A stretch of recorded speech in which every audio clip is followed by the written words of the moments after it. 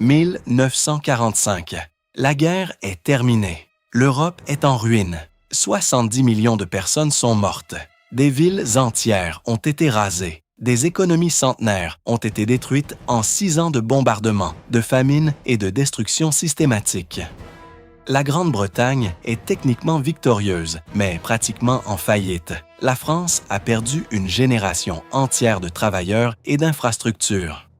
L'Allemagne est un champ de décombres. L'Union soviétique a perdu 27 millions de ses citoyens. Pendant ce temps, de l'autre côté de l'Atlantique, quelque chose de radicalement différent s'est produit. L'Amérique sort de la guerre plus riche qu'elle n'y est entrée, beaucoup plus riche.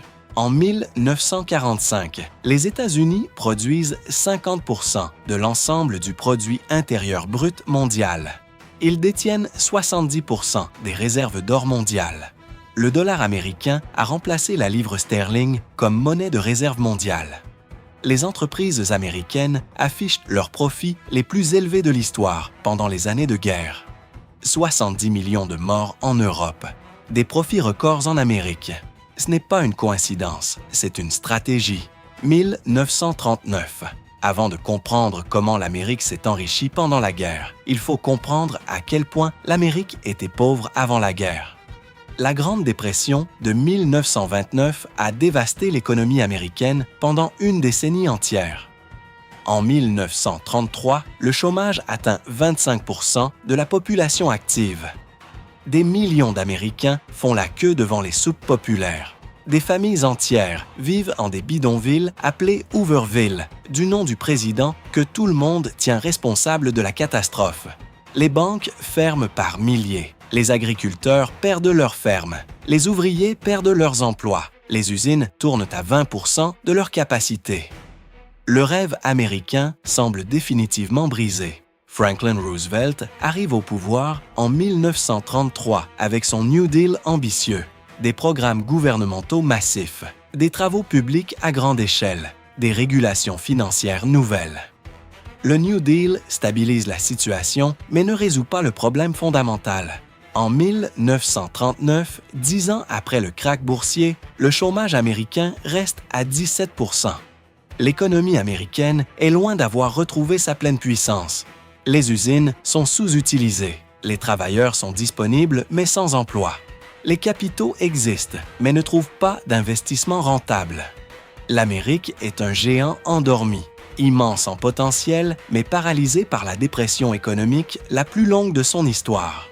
Et puis, en septembre 1939, l'Allemagne nazie envahit la Pologne. La guerre éclate en Europe. Pour la plupart des Américains, cette guerre est lointaine et étrangère. Les États-Unis ont une tradition profonde d'isolationnisme. Ils ont payé un prix énorme en vies humaines lors de la Première Guerre mondiale et n'ont reçu en retour que des dettes impayées de leurs alliés européens. L'opinion publique américaine est massivement opposée à toute intervention militaire en Europe. Le Congrès américain vote des lois de neutralité stricte interdisant la vente d'armes aux belligérants. L'Amérique restera en dehors de cette guerre européenne. Officiellement, car derrière les déclarations publiques de neutralité, Roosevelt comprend quelque chose que peu d'Américains veulent admettre. Cette guerre en Europe représente une opportunité économique extraordinaire pour les États-Unis. Pas une opportunité cynique construite sur la souffrance des autres. Une opportunité structurelle créée par les besoins militaires colossaux des nations en guerre. La Grande-Bretagne, la France, l'Union soviétique ont besoin d'armes, de nourriture, de machines, de carburant, d'acier, de caoutchouc, de tout ce que les usines américaines sous-utilisées peuvent non produire en quantité massive. L'Europe en guerre a besoin exactement de ce dont l'Amérique en dépression dispose en excès. Des usines vides, des travailleurs sans emploi, des ressources naturelles abondantes, des capacités de production industrielle sans égale dans le monde. Roosevelt est un politique pragmatique et visionnaire. Il ne peut pas vendre des armes directement aux belligérants à cause des lois de neutralité votées par le Congrès. Il trouve une solution créative et légalement acceptable. En novembre 1939, il fait modifier la loi de neutralité pour permettre les ventes d'armes aux nations en guerre, à condition que ces nations viennent chercher les marchandises elles-mêmes et les paient comptant. Le principe s'appelle « cash and carry ». La Grande-Bretagne et la France peuvent acheter des armes américaines. Elles doivent simplement traverser l'Atlantique avec leurs propres navires et payer en dollars ou en or. Les commandes arrivent immédiatement. Les usines américaines commencent à tourner. Les ouvriers retrouvent du travail. L'économie commence à respirer. Mais Roosevelt voit encore plus loin. Il comprend que la Grande-Bretagne va rapidement manquer d'argent pour payer ses achats massifs. Il comprend que si la Grande-Bretagne tombe faute de matériel militaire, l'Allemagne dominera l'Europe entière et l'équilibre mondial sera définitivement brisé en défaveur de l'Amérique. Il comprend surtout que l'Amérique a intérêt stratégique et économique à maintenir la Grande-Bretagne dans la guerre le plus longtemps possible, pas par altruisme, par calcul froid et lucide. Chaque mois supplémentaire de guerre en Europe est un mois supplémentaire de commandes pour les usines américaines. Chaque livraison d'armes américaines à la Grande-Bretagne est un investissement dans la continuité du plus grand marché d'exportation que l'économie américaine ait jamais connu.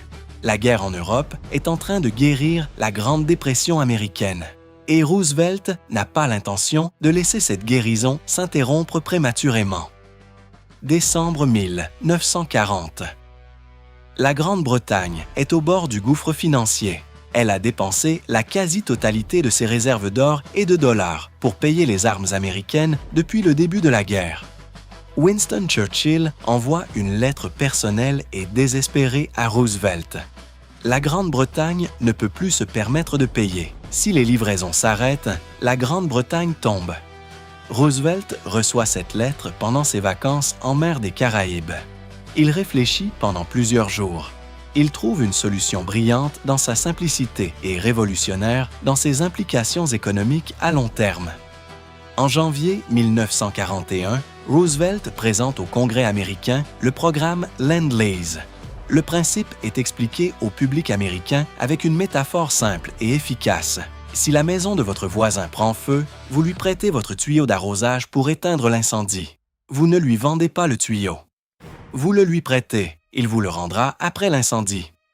Roosevelt présente le Lend-Lease comme un geste humanitaire désintéressé. En réalité, c'est le coup économique le plus audacieux et le plus profitable de l'histoire américaine.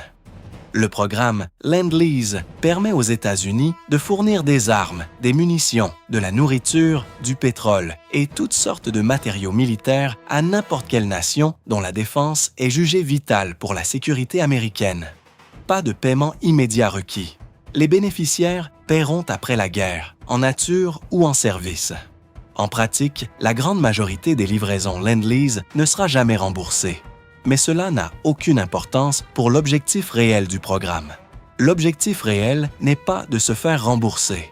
L'objectif réel est de faire tourner les usines américaines à pleine capacité pendant la durée de la guerre, de créer des millions d'emplois américains, de générer des profits records pour les entreprises américaines et d'établir des relations commerciales et des dépendances économiques qui dureront des décennies après la fin du conflit, entre 1941 et 1945. Les États-Unis livrent pour 50 milliards de dollars de matériaux Lend-Lease, 50 milliards de 1945, ce qui représente des centaines de milliards en valeur actuelle. La Grande-Bretagne reçoit 31 milliards. L'Union soviétique reçoit 11 milliards. La France et d'autres alliés reçoivent le reste. Ces livraisons massives transforment l'économie américaine de manière spectaculaire et permanente. Le chômage, qui était à 17% en 1939, tombe à moins d'1% en 1944. Moins d'1%. Pratiquement le plein emploi total dans une nation de 130 millions d'habitants. Les salaires augmentent, la consommation intérieure augmente, les profits des entreprises explosent. La Grande Dépression, qui avait résisté à 10 ans de politiques économiques du New Deal, disparaît en 3 ans de commandes militaires. Les chiffres de production industrielle américaine pendant la guerre dépassent l'imagination. Entre 1941 et 1945, les États-Unis produisent 300 000 avions militaires, 100 000 chars et véhicules blindés, 400 000 pièces d'artillerie, 45 millions de balles de fusil par jour, 20 millions d'armes légères, 5 000 navires de guerre, 60 000 navires marchands, des quantités de matériaux de guerre si massives qu'elles dépassent la production combinée de toutes les autres nations impliquées dans le conflit.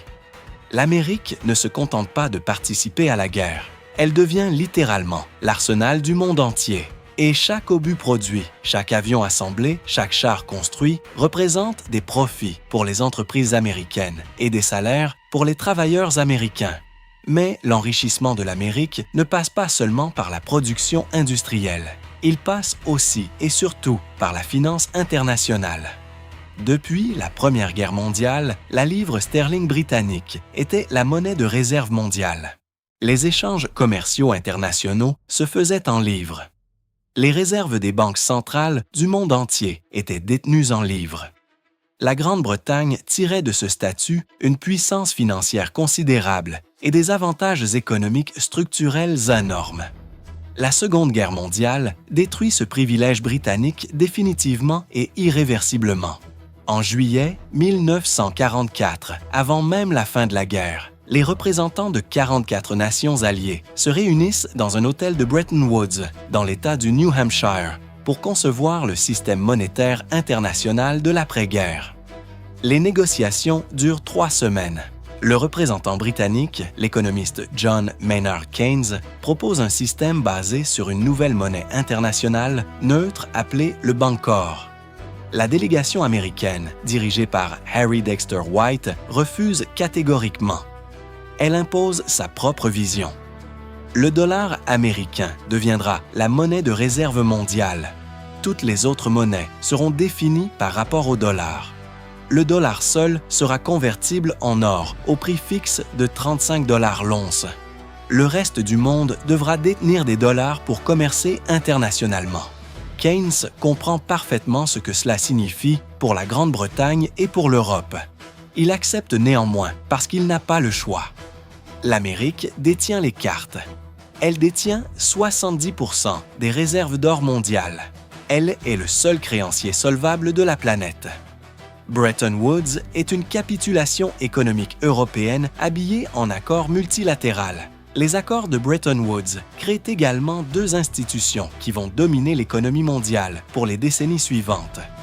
Le Fonds monétaire international, chargé de stabiliser les monnaies et de fournir des prêts aux pays en difficulté, et la Banque mondiale, chargée de financer la reconstruction et le développement. Les 2 institutions ont leur siège à Washington. Les 2 institutions sont dominées par les États-Unis qui détiennent un droit de veto effectif sur leurs décisions. Les 2 institutions prêtent en dollars. Le piège est parfait. L'Europe dévastée aura besoin de dollars pour se reconstruire. Elle devra emprunter ces dollars aux institutions américaines. Elle devra rembourser ses emprunts en dollars. Elle restera dépendante du dollar américain pour des générations. Bretton Woods ne crée pas seulement un système monétaire international. Il crée une architecture de dépendance économique globale dont l'Amérique sera le bénéficiaire structurel permanent. Mais 1945. La guerre en Europe est terminée. Les généraux allemands signent la capitulation inconditionnelle. Les camps de concentration sont libérés. Les prisonniers de guerre rentrent chez eux. Les soldats américains traversent des paysages de destruction totale en traversant l'Allemagne, la France, la Belgique, les Pays-Bas. Des villes entières réduites à des champs de ruines, des infrastructures détruites, des ponts effondrés, des voies ferrées sabotées, des usines bombardées, des ports détruits, des millions de personnes déplacées, affamées, sans logement, sans travail, sans perspective immédiate d'amélioration. L'Europe de 1945 est l'image exacte de la dévastation économique totale. Et pendant ce temps, les soldats américains qui rentrent chez eux traversent des ports américains animés et prospères.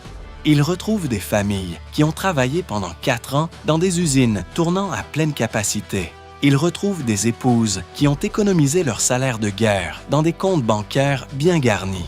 Ils retrouvent un pays où le chômage est pratiquement inexistant, où les salaires ont augmenté de 40% pendant la guerre, où les entreprises ont accumulé des réserves de profit considérables. L'Amérique de 1945 ressemble à une autre planète comparée à l'Europe de 1945. C'est exactement ce que Roosevelt et ses conseillers économiques avaient l'idée planifié et espéré. Les chiffres sont vertigineux dans leur clarté. En 1938, la part des États-Unis dans le produit intérieur brut mondial est d'environ 28 %. En 1945, cette part est montée à 50 %. En 7 ans, l'Amérique a doublé sa part de la richesse mondiale produite annuellement. Non pas parce que l'Amérique a cru 2 fois plus vite, mais parce que le reste du monde, et particulièrement l'Europe, a été dévasté pendant que l'Amérique prospérait. L'enrichissement relatif de l'Amérique est aussi spectaculaire qu'il est simple à expliquer. Pendant que les autres se détruisaient, l'Amérique produisait pour tout le monde. Mais l'histoire ne s'arrête pas là.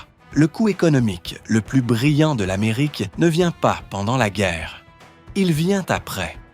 En juin 1947, le secrétaire d'État américain George Marshall annonce un programme d'aide économique massive à l'Europe dévastée.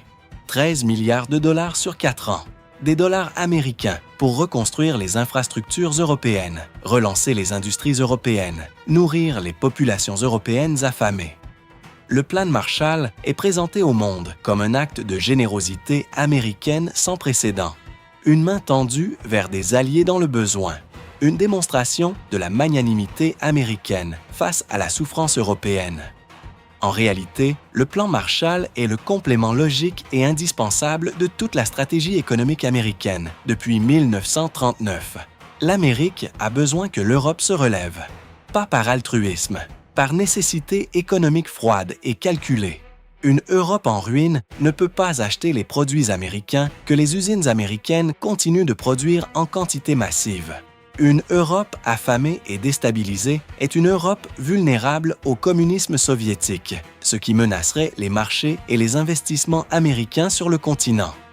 Une Europe reconstruite avec des dollars américains est une Europe endettée en dollars, dépendante des institutions financières américaines, liée au système commercial américain pour des décennies. Le plan de Marshall ne sauve pas seulement l'Europe. Il achète la fidélité économique de l'Europe à l'ordre américain pour la guerre froide et au-delà. La mécanique est d'une élégance redoutable dans sa logique. L'Amérique prête des dollars à l'Europe pour se reconstruire. L'Europe utilise ces dollars pour acheter des machines américaines, des matières premières américaines, des produits manufacturés américains. L'argent américain prêté revient immédiatement dans les poches des entreprises américaines sous forme de commandes. L'Europe se retrouve avec des infrastructures reconstruites et une dette en dollars envers les États-Unis. Les entreprises américaines se retrouvent avec des carnets de commandes pleins et des profits records. Les banques américaines se retrouvent avec des créances sur les gouvernements européens les plus stables du monde. Tout le monde semble gagner. Mais l'Amérique gagne plus que tout le monde, et d'une manière structurelle et permanente que les bénéficiaires du plan Marshall ne mesurent même pas toujours clairement à l'époque. L'establishment financier américain va encore plus loin. Les grandes banques de Wall Street, qui avaient de financer les commandes de guerre européennes depuis 1939, se positionnent maintenant pour dominer la finance internationale d'après-guerre. La City de Londres, qui avait été le centre financier mondial depuis le 19e siècle, est affaiblie, ses réserves épuisées, son empire colonial en train de se désintégrer. Wall Street prend sa place.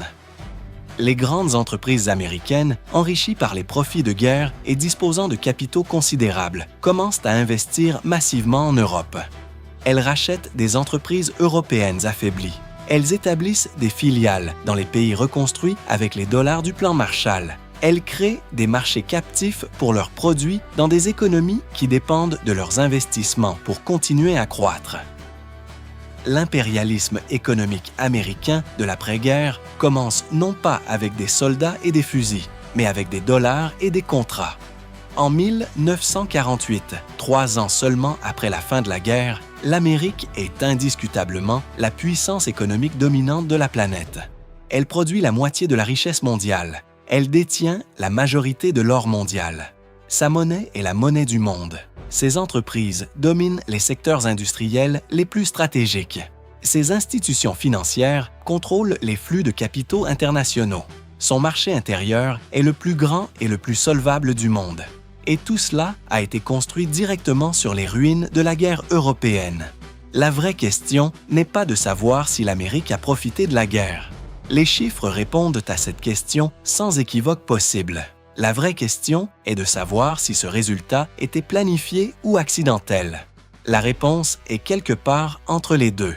Roosevelt et ses conseillers n'ont pas provoqué la guerre pour s'enrichir, mais ils ont reconnu très tôt l'opportunité économique extraordinaire que la guerre représentait pour une Amérique sortant péniblement de la Grande Dépression. Et ils ont fait les choix politiques, le cash and carry, le Lend-Lease, Bretton Woods, le plan Marshall, qui ont maximisé les bénéfices économiques américains à chaque étape du conflit et de l'après-guerre. 70 millions de morts en Europe. La fin de la suprématie européenne dans le monde. La fin de l'Empire britannique, la fin de la livre sterling comme monnaie mondiale. Et de l'autre côté de l'Atlantique, la naissance du siècle américain. Un siècle de domination économique, financière, culturelle et militaire qui commence directement dans les cendres de la Seconde Guerre mondiale. L'histoire ne juge pas, elle constate.